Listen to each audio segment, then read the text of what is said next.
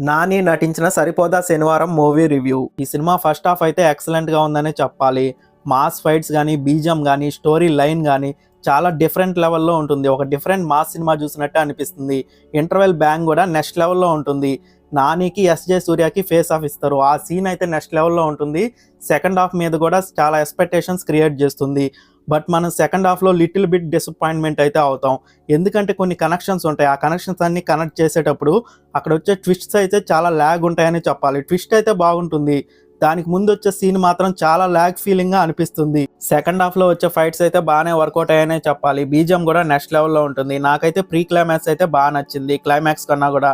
Climax అయితే కొంచెం routine feeling అయితే అనిపిచ్చింది. ఓవరాల్‌గా ఈ సినిమా గురించి ఒక్క మాటలో చెప్పాలంటే ఇది వన్ టైమ్ వాచబుల్ మూవీ అనే చెప్పాలి. మాస్ ఆడియన్స్‌కి మాత్రం ఈ సినిమా విపరీతంగా నచ్చుతుంది. ఎందుకంటే ఒక డిఫరెంట్ మాస్ మూవీ ఇది.